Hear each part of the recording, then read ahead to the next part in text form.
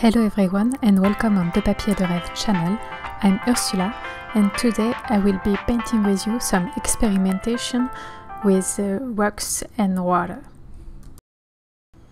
This watercolor painting is very similar to another one I've painted a year ago. I will put the link in the description below if you are interested to watch it. And it's actually the best video I've made and lots of people are watching it right now. So I think it was quite a nice idea to redo this watercolor painting, but with a different approach and testing and experimenting with a new medium. So I'm starting with a really wet paper. I put the paper under the tap just before starting, so it's really damp.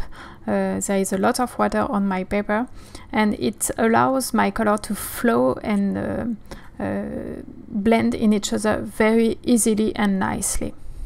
I'm not using this technique a lot, but it's really nice to do it once in a while because it's quite mesmerizing to see all the pigment flowing and moving on the paper.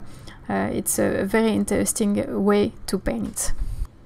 The only downside with this technique is that you have to put a lot of pigment on the paper, because right now it seems to have enough pigment, but it will dry really lighter than it is right now. And my color for this part of the painting is Ultramarine blue, Viridian and Lunar blue in the top part, in the water part. And for the rocks I'm using Aussie red gold, burnt sienna, a little bit of ultramarine blue in order to get some grays, and also a little bit of Quinacridone burnt scarlet. And before letting this first layer totally dry, I will put a little bit of plastic wrap on the top in order to create a water texture into this area. And for the rocks I'm adding a little bit of salt because I like the effect of the salt on rocky texture. I think it's a great addition to a painting. And I let this first layer totally dry before starting to play with my experimentation of the day. Here I'm using watercolor ground from Daniel Smith. It's a paste that you can use on every surface you want to paint with watercolor. So you can use it on wood, on canvas, on everything, even on cardboard and sort of things. So it's a nice tool to have, and I wanted to play with it because it's a paste and I can make marks on it with my card. So I wanted to experiment with it and create the foam from the water hitting the rocks, and I think it's a nice trick to do it, and it allows me also to get white again in this area. And if you do not have this watercolor ground, I think you can try with gesso. It will act quite the same as the watercolor ground, and you will be able to carve it a little bit and get white back also. So if you want to try, you can also try with gesso. And it's really nice to play with this medium because you have time to carve it and place it as you want. It's very interesting. And while this layer dry, I will talk you through about my supplies. For the brushes, I'm using Escoda Aquario number 18. And for the color, I'm using Ultramarine blue, Viridian,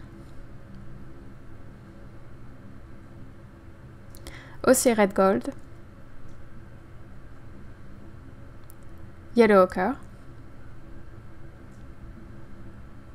Quinacridone burnt scarlet, burnt sienna, and lunar blue. And my paper is Canson Héritage in rough. When using watercolor ground or gesso, it's really important to let it dry very thoroughly before adding some paint onto it. So I let it dry mine for a week. It's a bit too much. Usually 1 day or two will do the job, but because it was a little bit thick in a certain area, I prefer to wait a really long time so that it will be perfect for applying paint on top of it. And now that my base layer is totally dry, I can start to build some details and contrast in order to create my image. As you can see, all the color I've put at the beginning of the video has dried a lot lighter, so I need to rebuild this color and create the rocks and the water and all of it. For the foam, it will be very easy to paint around and make it pop a little bit by adding darker color against the white of the watercolor ground. Because the watercolor ground is a little bit thick on the paper, I can just follow the outline of the watercolor ground to create this darker area of water around it. And of course I can paint on top of the watercolor ground if I want, and I will do it a bit later. It's especially for that that I choose to use watercolor ground, to be able to paint on top of it without disturbing the white and the texture of it. So that's why it's quite a nice tool to have in your studio. And for creating the rocks, I'm using some hard edges and some soft edges in order to carve each rock. It's very important to have hard edges at some point and soft edges in order to have volume to the rocks and create that way the texture that will make you think it's rocks. And there is a bit of technique here to get the soft edges, and it's very important to know this technique and learn how to master it, because it will be useful in lots and lots of painting.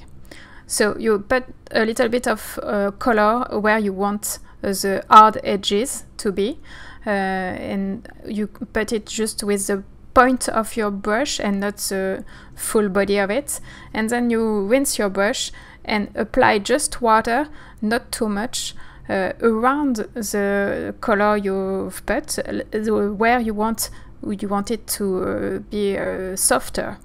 And at this moment you will not use the point, the tip of your brush, but the full body of it, so that you apply water very uniformly, and the color will blend very naturally in this pool of water. And now I'm nearly at the end of my painting, and I'm starting to add a little bit of details on the foam of water so that it will appear a little bit more in 3D, and there is some subtle colors into it, and it will be a little bit more natural that way. But I'm quite amazed that this painting is really different from the first one I've made a year ago, with the same picture of reference picture. I have really two different watercolor painting, and it's very interesting. This one is a little bit more abstract, there is less detail, and it's quite full of energy with this watercolor ground, but a little bit stronger on the paper. And I'm very happy with this second painting. I think it turned out quite nice. And I think that the watercolor ground brings something to it with energy and a little bit of an abstract feeling, so that's nice, and I think that it could be useful for plenty other things. I just have to think a little bit about it, and maybe you will see it again in a future video. And for this particular painting, I love the contrast between the water that is quite cold, with all the cold colors that is ultramarine blue and Viridian and lunar blue, and against the works that are very warm with Aussie red gold. And Aussie red gold brings a lot of light and energy also into the painting, with this red orangey gold hue. So this contrast of warm and cool color is quite nice in this painting, and I love it. And this video is now ending. Thanks for watching. Please check the blog post for more information about it and to be able to see my reference picture. I will put it on there.